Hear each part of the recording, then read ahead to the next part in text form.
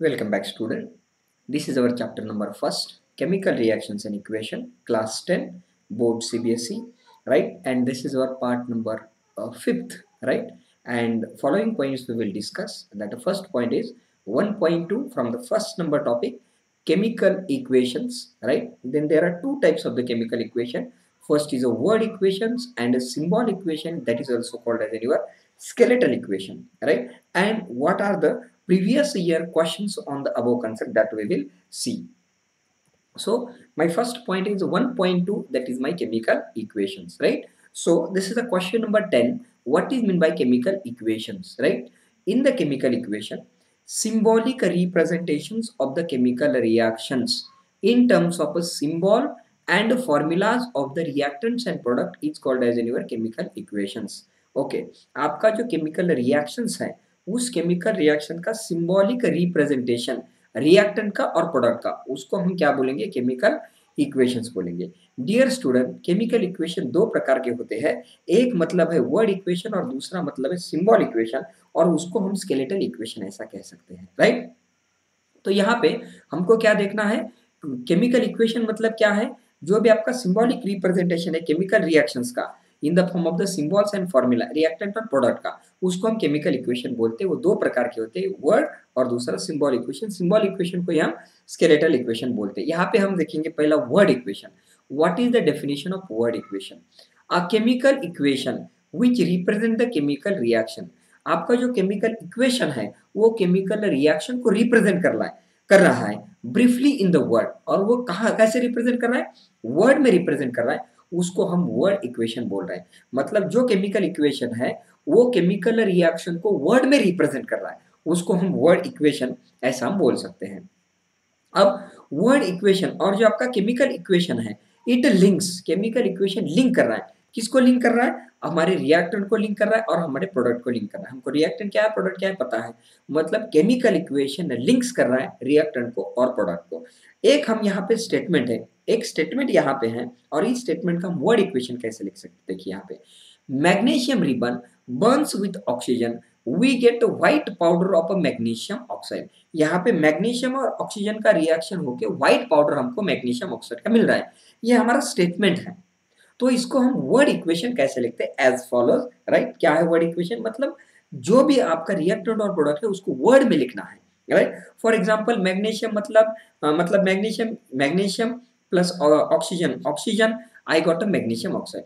Magnesium plus oxygen I got a magnesium oxide, right? Dear student, यहाँ पे जो left hand side को है वो मेरा रिएक्टेंट है और राइट हैंड साइड को है वो मेरा प्रोडक्ट है। इस तरीके से हमको जो भी हमारा केमिकल इक्वेशन है, केमिकल रिएक्शन है, वो वर्ड में लिखना है, उसको हम वर्ड इक्वेशन बोलेंगे, राइट? मतलब इस पीपीटी में हमको क्या देखना है? फर्स्ट पॉइंट में केमिकल इक्वेशन रिप्रेजेंट कर रहा है केमिकल रिएक्शंस वर्ड में, उसको हम वर्ड इक्वेशन बोल सकते हैं। केमिकल इक्वेशन और वर्ड इक्वेशन हमारा लिंक कर रहा है रिएक्टेंट को और प्रोडक्ट को। और जो यहाँ पे magnesium plus oxygen, magnesium I got, and वो जो मैंने स्टेटमेंट फॉर्म का जो है वो केमिकल रिएक्शन फॉर्म में लिखा है, वर्ड फॉर्म में लिखा है, उसको हम वर्ड इक्वेशन बोलेंगे यहाँ पे, राइट? दूसरा एक रिएक्शन है यहाँ पे, granulated zinc is added in hydrochloric acid we get zinc chloride and hydrogen gas. ऐसा मेरा एक स्टेटमेंट है। उस स्टेटमेंट को मैं वर्ड में कैसे कन्वर्ट कर सकता हूँ? वर्ड इक्वेशन में zinc plus hydrochloric acid, zinc chloride plus hydrogen, right? यहाँ पे जो है लेफ्ट हैंड साइड में वो क्या है? हमारा रिएक्टेंट, और यहाँ पे क्या है? हमारा प्रोडक्ट है। ऐसे लिखना है। मतलब जो ग्रेन्युलेटेड जिंक प्लस हाइड्रोक्लोरिक एसिड, ये यहाँ पे रिएक्ट करके हमको जिंक क्लोराइड हाइड्रोजन गैस मिला है, वही मैंने क्या किया है? वर्ड में लिया है। Zinc plus hydrochloric acid I got a zinc chloride and hydrogen gas, यहाँ पे मुझे मिल गया। ऐसे आपको लिखना है, राइट? अब वर्ड इक्वेशन में क्या होता है? मान लो रिएक्टेंट है आपका, रिएक्टेंट कौन सा है? इस साइड में रिएक्टेंट है, और रिएक्टेंट कहाँ पे प्रेजेंट होता है? हमारा रिएक्टेंट लेफ्ट हैंड साइड में प्रेजेंट होता है। अब दो और दो से ज्यादा रिएक्टेंट प्रेजेंट है तो उसमें हमको पॉजिटिव साइन यहाँ पे रिएक्टेंट के बीच में रखना है। एक बात में ध्यान में रख दीजिएगा, अगर आपका प्रोडक्ट है, product is written as a right hand side, right? यहाँ पे लिखते हैं हम, अगर दो और दो से ज्यादा प्रोडक्ट है तो दो प्रोडक्ट के बीच में एक पॉजिटिव चार्ज लिखिएगा, ये यहाँ पे ध्यान में रखना है। और जो ये this side is reactant and this side is product, तो उसके बीच में हम ऐसा एरो रिप्रेजेंट करेंगे। जो रिएक्टेंट से होके प्रोडक्ट तक जाएगा। So head point towards the product, मतलब ये जो इसका हेड है वो प्रोडक्ट के साइड में रहेगा। ये हमको वर्ड इक्वेशन में ध्यान में रखना है। मतलब सिंपल चीज है, अगर आपका रिएक्टेंट है तो लेफ्ट हैंड साइड में रिप्रेजेंट करोगे, दो और दो से ज्यादा रिएक्टेंट है तो पॉजिटिव साइड, सेम वहां पे प्रोडक्ट जो है वो राइट हैंड साइड में लिखोगे, और पॉजिटिव साइन जो है दो और दो से ज्यादा प्रोडक्ट है तो उसके बीच में रखोगे, राइट। और रिएक्टेंट और प्रोडक्ट के बीच में हमको ऐसा एरो रिप्रेजेंट करना, और उसका जो हेड है वो प्रोडक्ट के साइड में जाना चाहिए, इस साइड में रिएक्टेंट होना चाहिए। ये हमारे वर्ड इक्वेशन में हमको यहाँ पे रिप्रेजेंट करने को मिल सकता है, राइट। अब हम यहाँ पे देखेंगे सिंबल इक्वेशन, और सिंबल इक्वेशन को हम स्केलेटल इक्वेशन बोल सकते हैं, राइट। अब उसका डेफिनेशन देखिए, अ chemical equation express symbol and फॉर्मूले। जो केमिकल इक्वेशन है उसमें से सिंबल और फॉर्मूले हम इस तरीके से लिखते हैं, number of atoms of different element toward the side of the reactant are not equal to the number of atoms of the product is called as an chemical, is called as an skeletal equation और unbalanced equation. मतलब हमने यहाँ पे देखा है कि ये मेरा रिएक्टेंट है और यहाँ पे मेरा प्रोडक्ट है, राइट। रिएक्टेंट मेरा लेफ्ट हैंड साइड में है, प्रोडक्ट मेरा राइट हैंड साइड में है। अब इसमें जो रिएक्टेंट के जो सिंबल है और फॉर्मूलेज हैं, और प्रोडक्ट के जो सिंबल और फॉर्मूलेज हैं, इस तरीके से रिप्रेजेंट हम कर सकते हैं कि वो दोनों इक्वल नहीं होते हैं, अनबैलेंस्ड फॉर्म में होते हैं, उसको हम स्केलेटल इक्वेशन बोल सकते हैं और अनबैलेंस्ड इक्वेशन बोल सकते हैं।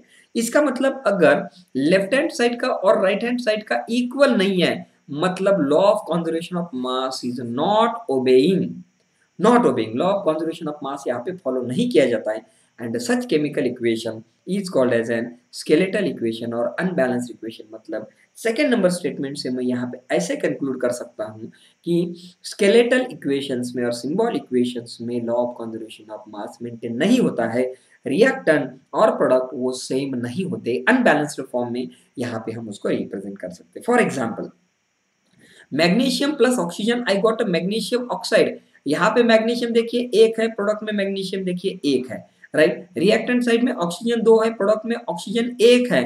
मतलब ये जो मेरे रिएक्टेंट है और प्रोडक्ट है वो अनबैलेंस्ड फॉर्म में है, उसको हम सिंबल इक्वेशन और स्केलेटल इक्वेशन ऐसा कह सकते हैं, राइट। अब यहाँ पे क्या होता है, जो भी आपके केमिकल इक्वेशन में, केमिकल रिएक्शंस में सिंबल है और जो भी आपके फॉर्मूलेज हैं एलिमेंट्स या तो आपका कंपाउंड है, वो हम राइट करते हैं सिंबल और फॉर्मूला के फॉर्म में instead of word form. Symbol equation में, स्केलेटल इक्वेशन में आपका जो भी एलिमेंट है, जो भी कंपाउंड है, उसके हम सिंबल लिखते हैं, फॉर्मूलाज लिखते हैं, वर्ड इक्वेशन हम नहीं लिखते हैं इंस्टेड ऑफ वर्ड।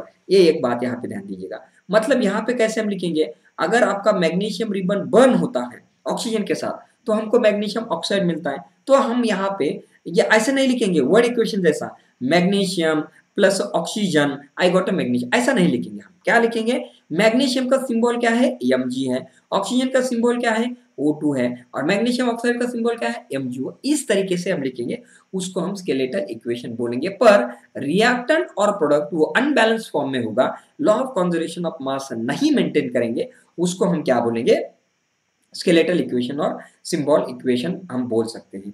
दूसरा एक एग्जांपल यहाँ पे देखिए, जिंक एंड हाइड्रोक्लोरिक एसिड का हम इसमें सिंबॉलिक इक्वेशन देखते हैं।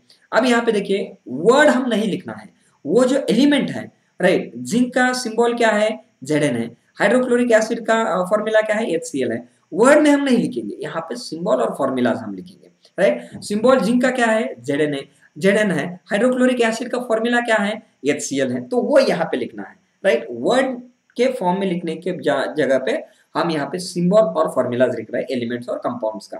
So zinc plus HCl, I got zinc chloride. Zinc chloride का फॉर्मूला है ZnCl2 and hydrogen gas that is H2। So Zn plus HCl, I got ZnCl2 plus H2। मतलब यहाँ पे हम क्या लिख रहे हैं, वर्ड इक्वेशन की जगह पे हम सिंबल इक्वेशन यहाँ पे रिप्रेजेंट कर रहे हैं। पर आपको यहाँ पे एक चीज ध्यान में आई होगी, जिंक यहाँ पे एक है, प्रोडक्ट साइड में भी एक है, यहाँ पे हाइड्रोजन एक है, रिएक्टेंट साइड में यहाँ पे हाइड्रोजन दो है, means it is unbalanced form, और जो अनबैलेंस्ड है वो स्केलेटल इक्वेशन है। यहाँ पे क्लोरीन मेरा एक है और प्रोडक्ट साइड में क्लोरीन मेरा यहाँ पे दो है। मतलब ये क्या है, left hand side is not equal to right hand side, means it is unbalanced equation, means both the symbol equation ये मैग्नीशियम का ले लीजिएगा तो जिंक का लीजिए, अनबैलेंस्ड फॉर्म में है, इसका मतलब both the sides are unequal, इसका मतलब ये हो गया आपका सिंबॉलिक इक्वेशन यहाँ पे हो गया। मतलब इन शॉर्ट वे मैं इसको कैसे रिप्रेजेंट कर सकता हूँ सिंबॉलिक इक्वेशंस को और स्केलेटल इक्वेशन को। यहाँ पे केमिकल इक्वेशन जो एक नंबर पॉइंट देखिए, केमिकल इक्वेशन में जो सिंबल और फॉर्मूले हम इस तरीके से रिप्रेजेंट करेंगे, रिएक्टेंट और प्रोडक्ट इक्वल नहीं होंगे, इक्वल नंबर्स नहीं होंगे, उसको स्केलेटल इक्वेशन बोलेंगे। Law of conservation of mass maintain नहीं करेंगे, उसको हम स्केलेटल इक्वेशन बोलेंगे, अनबैलेंस्ड फॉर्म बोलेंगे। यहाँ पे मैंने मैग्नीशियम का एग्जांपल लेके आपको बताया है, राइट। और यहाँ पे सिंबल और फॉर्मूला लिखना है एलिमेंट्स और कंपाउंड्स का, ना कि उसका नेम। यहाँ पे देखिए mag Mg plus O2 I got MgO, ऐसे लिखना है। जिंक का Zn plus HCl I got ZnCl2 और H2, और दोनों में भी आपका बैलेंस्ड नहीं है, अनबैलेंस्ड फॉर्म में है, और उसको हम स्केलेटल इक्वेशन बोल सकते हैं, सिंबल इक्वेशन बोल सकते हैं, राइट। यहाँ पे इस क्वेश्चन के ऊपर सीबीएसई मतलब इस कंसेप्ट के ऊपर सीबीएसई 2013 में 3 मार्क्स के लिए क्वेश्चन आया। क्या क्वेश्चन है देखिए, question number 11, what is meant by the skeletal type of a chemical equation. Skeletal type का जो केमिकल इक्वेशन है उसका डेफिनेशन लिखिए। यस, हमको तो पता है लेफ्ट हैंड साइड का राइट हैंड साइड का इक्वल नहीं होता है जो भी रिएक्टेंट और प्रोडक्ट है, होगा डेफिनेशन 1 मार्क के लिए। व्हाट डज इट रिप्रेजेंट, क्या रिप्रेजेंट करता है, बैलेंस्ड है अनबैलेंस्ड है, क्या रिप्रेजेंट करता है वो एक बताइए, वो 1 मार्क के लिए है। And using the equation of electrolytic decomposition of water, आप पानी को ले लीजिए और इसमें इलेक्ट्रिक करंट पास करके क्या इक्वेशन आएगा वो बताइएगा। And differentiate between the skeletal chemical equation and balanced chemical equation. अब skeletal equation, skeletal chemical equation और बैलेंस केमिकल इक्वेशन में क्या फर्क है वो हमको बताइएगा। हमको तो पता है स्केलेटल इक्वेशन अनबैलेंस होता है, बैलेंस केमिकल इक्वेशन बैलेंस होता है, वो हम आगे चल के देखेंगे। ये 3 मार्क के लिए है, मतलब डेफिनेशन के लिए 1 मार्क है, right. Electrolytic decomposition of water का 1 मार्क के लिए है, और कंपैरिजन हमारा स्केलेटल केमिकल इक्वेशन को अनबैलेंस्ड केमिकल इक्वेशन का कंपैरिजन 1 मार्क के लिए है। यहाँ पे हम डेफिनेशन ऑलरेडी देख चुके हैं। ये केमिकल इक्वेशन हमारा, उसमें जो सिंबल और फॉर्मूले हैं, इस तरीके से नंबर ऑफ एटम्स, जो डिफरेंट एटम्स प्रेजेंट है, different atoms of the elements present है towards the reactant as well as towards the products are not equal, that is called as a skeletal equation और unbalanced chemical equation हम ऐसा बोल सकते हैं, right. वो gaseous elements होते हैं जो एटॉमिक स्टेट में रिप्रेजेंट करते हैं, जो इक्वेशन नॉट बैलेंस होता है। मतलब क्या रिप्रेजेंट करता है, वो गैसियस होते हैं, एटॉमिक स्टेट में होते हैं। कौन, हमारा स्केलेटल केमिकल। एटॉमिक फॉर्म मतलब सिंगल स्टेट में होता है, मॉलिक्यूलर फॉर्म में नहीं एग्जिस्ट होता, और गैसियस फॉर्म में होता है, ये रिप्रेजेंट करता है। यहाँ पे हमको 1 मार्क मिल सकता है। अब यहाँ पे देखिएगा, वाटर मॉलिक्यूल का आप इलेक्ट्रोलाइटिक इलेक्ट्रोलाइसिस करेगा HOH, अगर आप वाटर मॉलिक्यूल का इलेक्ट्रोलाइसिस करोगे तो हाइड्रोजन ब्रेक हो जाएगा, हमको मिलेगा हाइड्रोजन और ऑक्सीजन। यहाँ पे मुझे मिल गया है इलेक्ट्रोलाइसिस, जब वाटर में से इलेक्ट्रिक करंट पास करोगे तो हमको मिलेगा हाइड्रोजन गैस और ऑक्सीजन गैस। हाइड्रोजन यहाँ पे मेरे रिएक्टेंट साइड में 2 है, प्रोडक्ट साइड में 1 है, ऑक्सीजन मेरा रिएक्टेंट साइड में 1 है, प्रोडक्ट साइड में 1 है। मतलब जो रिएक्टेंट साइड में है वो प्रोडक्ट साइड में नहीं है, अनबैलेंस्ड फॉर्म में है, इसलिए वो मेरा skeletal type of chemical equation हो गया और सिंबॉलिक इक्वेशन हो गया, राइट। अब और ये मेरा स्केलेटल इक्वेशन है, ये रिप्रेजेंट करना है आपको, ये 2 मार्क आपको मिल गया। और यहाँ पे देखिए हाइड्रोजन और oxygen return in atomic form, यहाँ पे देखिए हाइड्रोजन कैसे लिखा है मैंने, एटॉमिक फॉर्म में सिंगली एग्जिस्ट है, राइट, एटॉमिक फॉर्म में लिखा है, वो गैसियस फॉर्म में रहेंगे, राइट। अब हम बैलेंस्ड केमिकल इक्वेशन देखते हैं।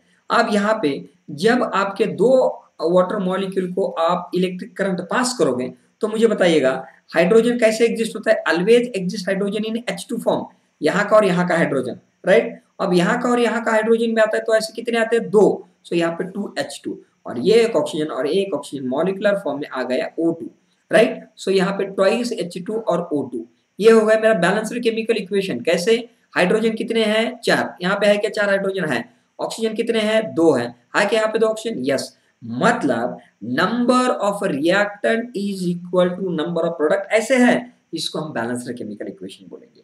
पर यहाँ पे आप देखिएगा H2O2 इलेक्ट्रोलाइसिस करेगा, इसको हाफ मार्क मिलेगा आपको और इसको हाफ मार्क मिलेगा आपको, राइट। अब इलेक्ट्रोलाइसिस करेगा वाटर मॉलिक्यूल का HOH, हाफ इलेक्ट्रोलाइसिस करने के बाद यहाँ पे क्या, ये H हो गया मेरा H2, और यहाँ पे मैंने क्या लिखा है, मेरा बाहर क्या मिलेगा, H2 गैस मिलेगा और O2 गैस मिलेगा। हम इसको O2 और H2 ऑलवेज लिखते हैं, राइट। तो यहाँ पे क्या है, हाइड्रोजन मेरे 2 है, ऑक्सीजन मेरा 1 है रिएक्टेंट साइड में, यहाँ पे हाइड्रोजन मेरा 2 है और ऑक्सीजन मेरे 2 है, मतलब reactant is not equal to product. ये हो गया अनबैलेंस्ड फॉर्म, ये हो गया स्केलेटल केमिकल इक्वेशन, राइट। मतलब बैलेंस्ड केमिकल इक्वेशन में reactant is equal to product और स्केलेटल केमिकल इक्वेशन में reactant is not equal to product, तो उसको हम बोलेंगे सिंबॉलिक इक्वेशन और स्केलेटल इक्वेशन हमेशा बोल सकते हैं, राइट।